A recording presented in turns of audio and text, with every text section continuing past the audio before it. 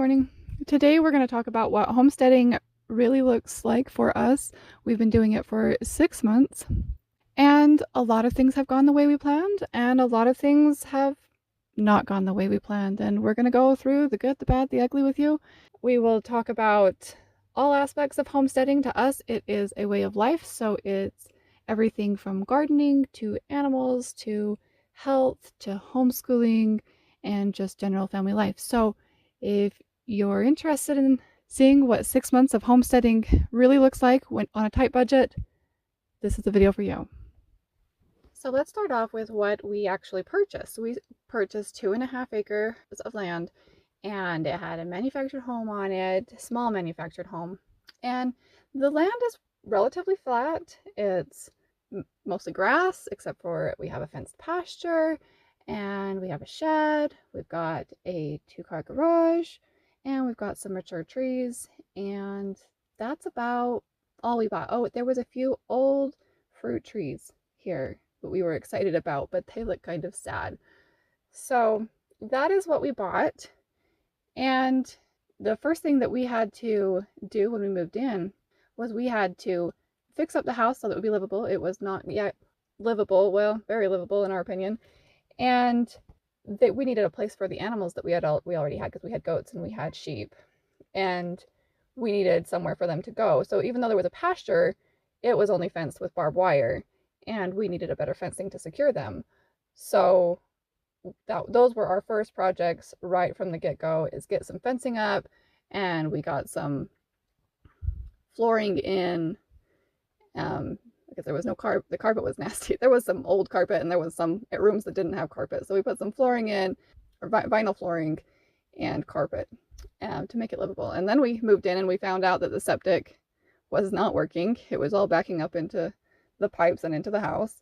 And so that first week after we moved in, we were digging out the septic system and found a broken pipe and replaced that in the middle of winter. That was a fun way to move into the house. So always expect some adventure when you're buying a new property.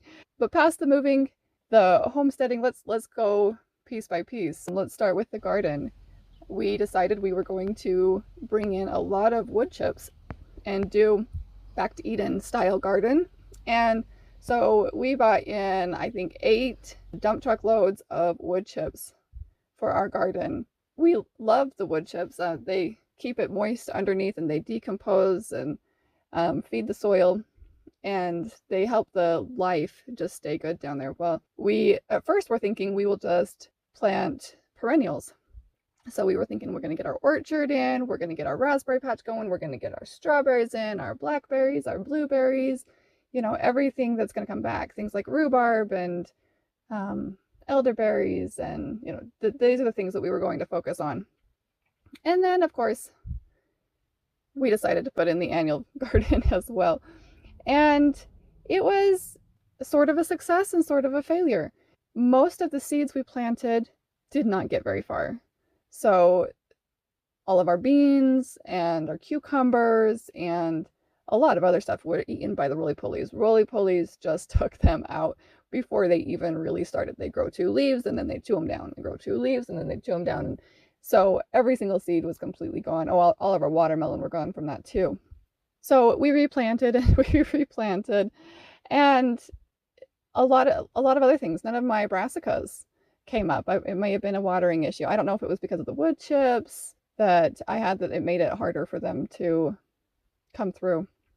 But I never saw them. I may have just never watered enough, or else they got eaten too when they were just too small. Then come the middle of June, and we have a hard freeze, and it kills my potatoes back to the ground. And I knew something was coming, so I covered my tomatoes, but I didn't think about covering my potatoes. So I covered my tomatoes, but even they were dying. It was just such a cold freeze, and they died almost back to the ground. They looked like sticks, and I just didn't pull them out, and they've bounced back and they look significantly better. But so the things that have succeeded have been the peas. After the 3rd try, I believe, they started coming through. I think my 3rd and 4th crop of peas finally worked. The first ones didn't. And my onion crop worked. My corn did survive the freeze, and it was looking pretty good now. Pumpkins made it, and the potatoes they did freeze back to the ground, and they started growing back, but the leaves were like curled and shut. And I thought, well, that's because of the freeze. They'll bounce back, they'll make it. And I believe the red potatoes did mostly overcome that, but now it's still August, and the rest of my varieties of potatoes look so sad. They're still curled. We're thinking maybe we'll just cover them high with wood chips, let the seeds sit in the ground, and it should come back up next year, I believe. So we're kind of thinking we'll just let it sit another year, and hopefully we'll have more potatoes next year. Because I don't think there's much potatoes that we're going to get off these plants this year. They are still struggling, and we could have our first frost within the next month. So I don't think they have enough time to completely recover. So we also put in really long arches with the idea that we were going to grow all of our green beans up to the top of them and pick them from underneath. And I also had planned on growing my pumpkins up them, which after, a period of time, I stopped trying to convince them to grow up. So they just went everywhere. So reality is, gardening takes some time. And when you're homesteading and starting out for the first 6 months, you've got a lot of things going on. You're starting up a lot of other things, and sometimes the garden goes out of control. I was keeping up with the weeding at first, but I have not weeded out there in like a month now, and the weeds they're going crazy. But that's okay. I actually really love weeding out there. And when I do weed, I feel like the weeds are gone in that area, and they're pretty easy to pull in wood chips, and it's one of the first gardens that I've actually really enjoyed weeding in. So I'll get back to that. It'll get under control, but yeah, not happening in the first 6 months. So then we planted our fruit trees, and we planted about 20 of them. And there's been a deer, or maybe multiple deer, that have found them, and they are stripped back. And there's a few leaves on some of them. There's a few more leaves on some others. We're not sure if they're going to make it. We've put up some fishing line to hopefully scare them off as they run into it, but they can't see it and they decide to go around our garden instead. We do have, a fence around the garden that's made to keep our chickens mostly out of the garden. That doesn't keep them out, but it does keep them out a lot.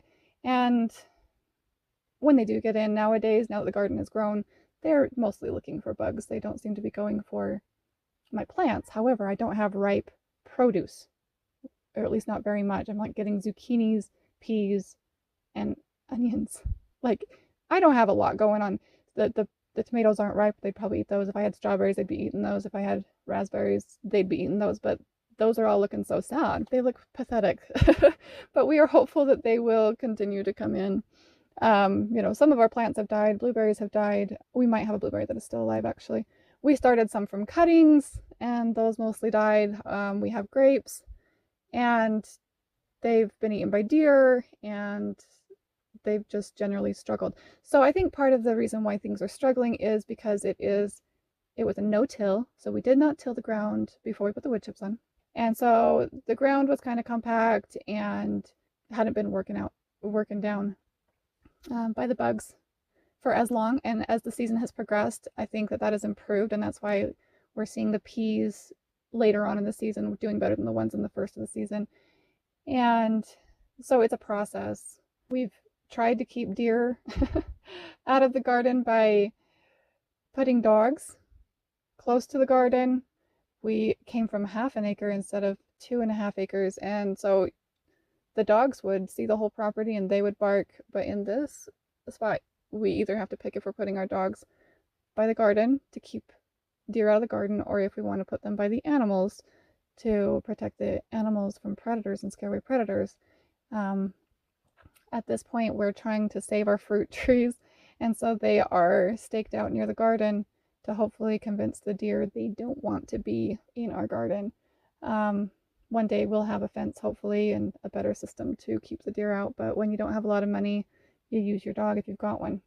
We did also grow some herbs. We tried to grow them from seed, and honestly, nothing I grew from seed even made it successful in the garden. I don't have a greenhouse. I don't have a sunny window, and I had to start everything in my house. So by the time I was trying to move things from my house to the garden, everything that I tried to grow from seed in my house was not making it. I've never been really good at transferring them and getting them to survive, but yeah, I think I need a greenhouse or something that will not shock the system of the plant quite so much from my really protected, low lit house to the blazing sun and harshness of the outside weather for my seedlings. But the herbs, the ones that are successful, I bought potted, and they did not look successful for the longest time. They looked really, really sad, and I thought they were going to die. But now that summer has kind of lost some of its heat and cooled down some, then they're starting to look better. So I'm not even sure if I have varieties that are going to survive the cold in my area. I hope they will. I think they might, and I guess we'll see. This is my first time trying an herb garden, so I really don't know what I'm doing. We're just trying. So the next big deal when you're homesteading is usually the animals, and we brought our sheep and our goats, and we actually got rid of our chickens and our turkeys before we moved. We did not want to have to worry about setting up so many animals right from the get-go, so we got rid of them. But we had our sheep and our goats. We had to put in the fence, and we put up a makeshift shelter. It was pretty dysfunctional at the beginning, and then we built another more functional makeshift shelter, still temporary, but it's been working much better. But we hope to improve on that structure sometime. I'm not sure when that's going to happen. I don't think it's going to happen this year. We're going to have to just put a new tarp on it and hope it lasts. This tarp has been here for 4 or 5 months, and it's already looking really, really sad. So it's kind of expensive to buy really big, heavy-duty tarps, and they get worn out by the wind. They get worn out by the weather. They really don't last very long. So it really seems like it would be cheaper in the long run to, have an actual good sturdy structure instead of rebuying the tarps. But at the moment, that's out of the budget, and it's going to have to wait a little bit longer.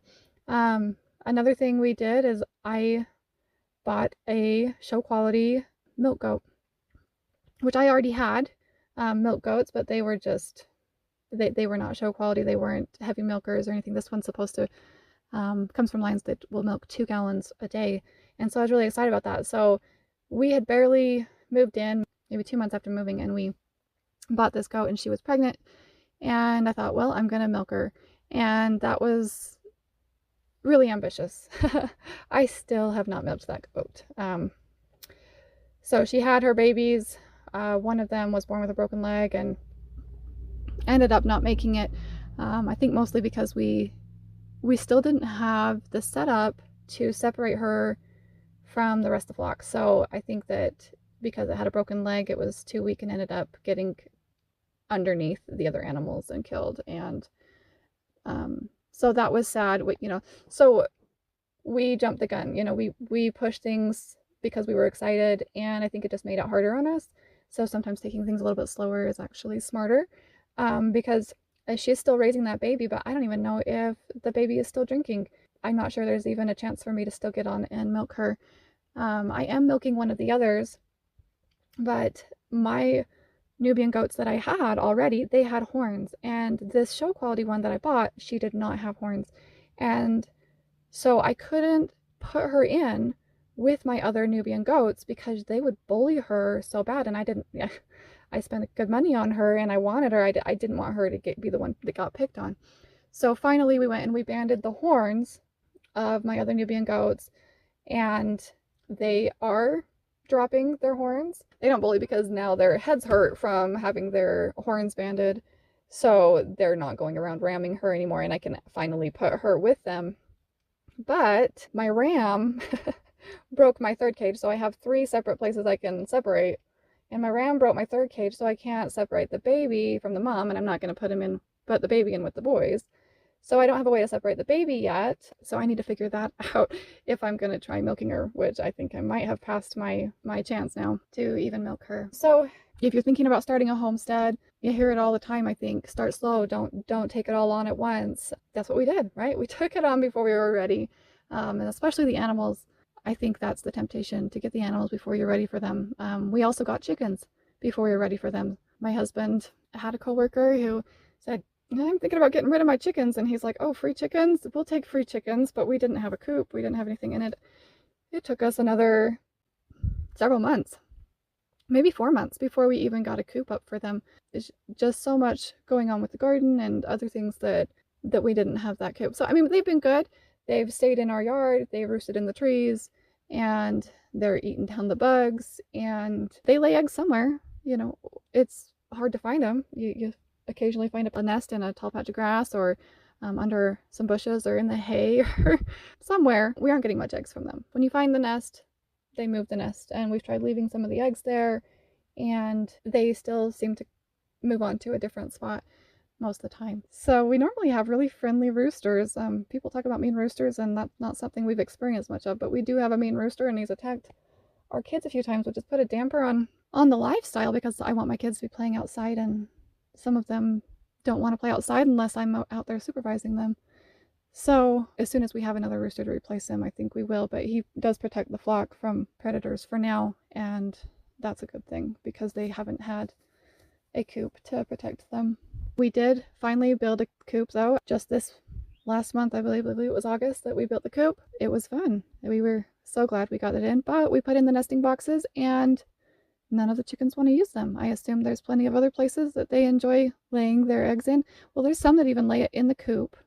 They'll just lay it on the ground and in a corner in the dirt instead of in the coop. So we thought, okay, well, we'll put the nesting boxes on the ground where they are laying their eggs, and they'll just walk in and lay their egg there. Well, they don't. They find a different spot on the ground. I don't know. If you guys know how to fix that problem, let me know. I'd love to hear. So many things that we're just trying and don't understand, and I'm sure there's an easier way to do a lot of it. Then there's hens that have sat on their nest that we never could find for a long time, and they've hatched out an egg or two. So we've got a couple of hens that have little tiny chicks following them around. And my husband, he has taken eggs from my in-laws and incubated them, and so now we have a whole bunch of black copper morans that are his favorite. He loves the dark eggs. So we've got a whole bunch of chicks that we're going to have roaming around, and that's going to be fun, and hopefully we have the space for them. We did make a big coop planning for them, so hopefully we have all the space that we need. We still have not fenced in our main pasture. We fenced in a small area for the animals when they moved here, and the main pasture that we hope to be able to feed them from still is barbed wire, and the goats and sheep can go underneath that and get out of that so easy. We can't let them out into that. So I mean, that's an unfinished project that I thought would have been done a long time ago. We also had expected to do a lot of repairs on the house. It was in poor condition, but not horrible condition. We had, like I said in the beginning, we pulled up the carpet and put down the hardwood and new carpet in the bedrooms. And that was about all we could afford at the time. But we had hoped to work on the kitchen. We wanted to update it. We had hoped to work on the bathrooms. We wanted to update those. We had hoped to put a new roof on and maybe even get lucky and have solar up soon. And we needed to replace the front door. It was basically falling off its hinges and peeling, and it was more a hazard than a door. It was sad, but we did get the door done. But the rest of it is still waiting. We actually have a leak where the flashing for our roof has been done wrong. It is not even behind the siding at all, and so the rain gets behind it and it leaks down.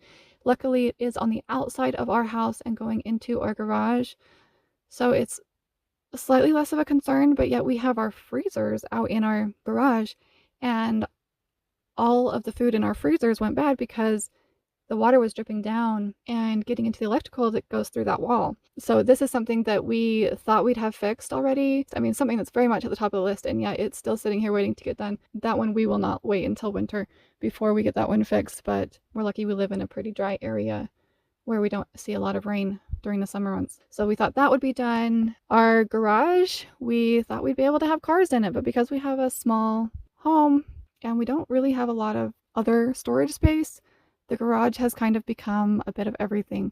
So it's kind of become our shed, it's become our storage, it's become our workshop, it's become our barn, it's where we raise our chicks, and it hasn't really been much of a use for cars.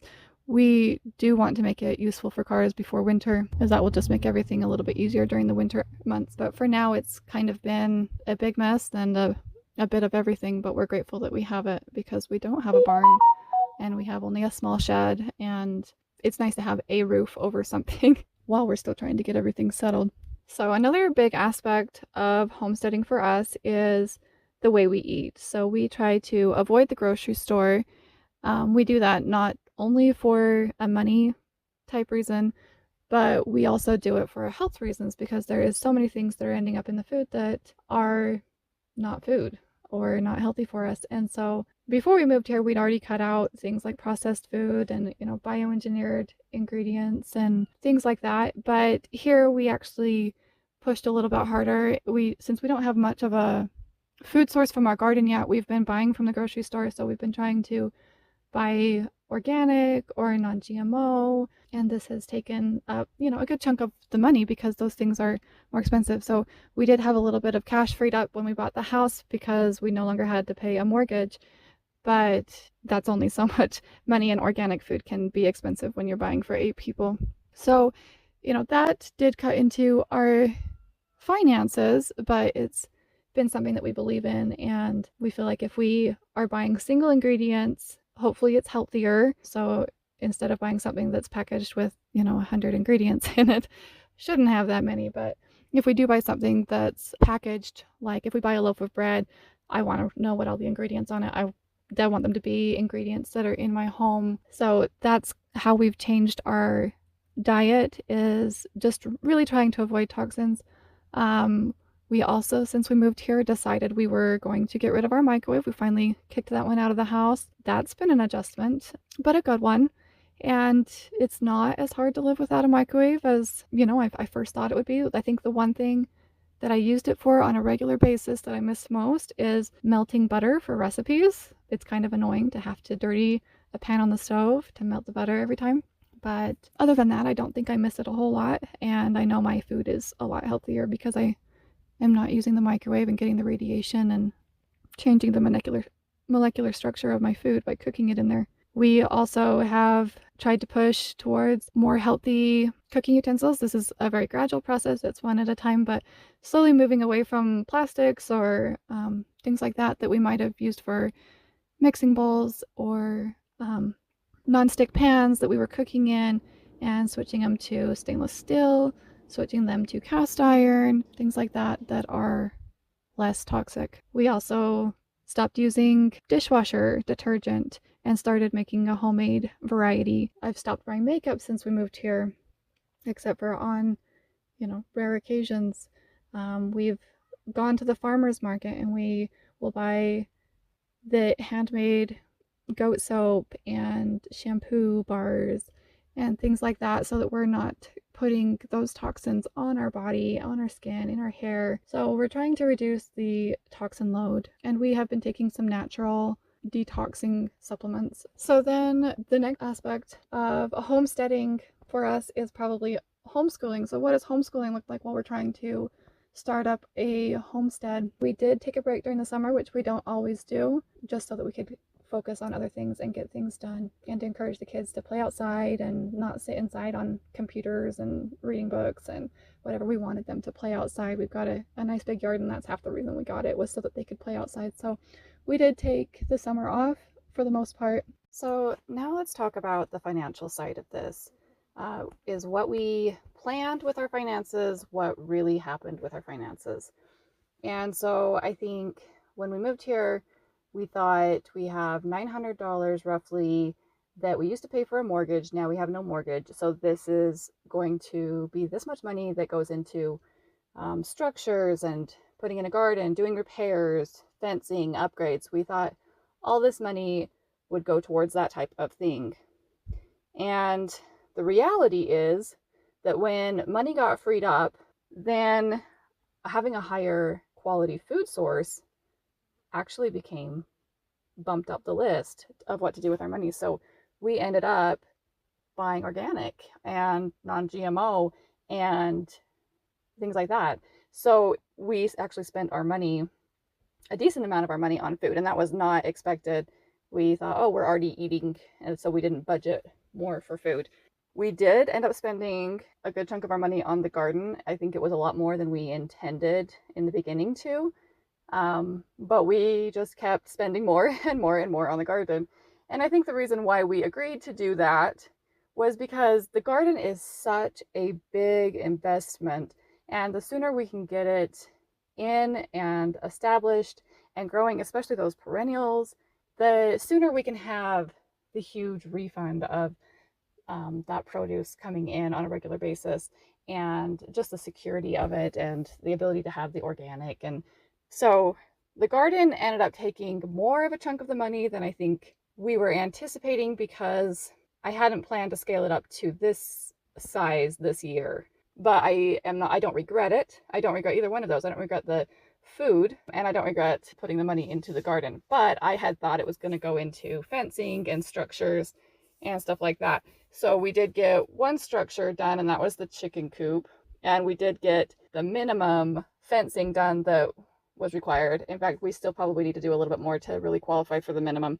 And we've done minimum repairs for the house. You know, the door really needed to be done, and we've done a little bit of paint. And while I'm saying repairs, you know, we've done minimum repairs for like our automobiles as well. That has taken some of that money too. So did it go the way we thought? No, not necessarily. Did I have a formal budget? No, I don't like those. I never stick to them. Do I regret the way it went? No. I think that as time went on, I would reevaluate and say, okay, well, what is the most important place to put my money? And, you know, the health, being able to improve our health just kept bumping up the list. That was an important one. Having our health and our food source, being a healthy food source and an abundant healthy food source, those were just hitting the top of the list. And so no, I don't regret the way it went. Did it go the way I wanted to? Not necessarily, but there's only so much money, and I'm happy with the way it got spent. Thank you for spending your time with me today. Join me next time for more frugal tips.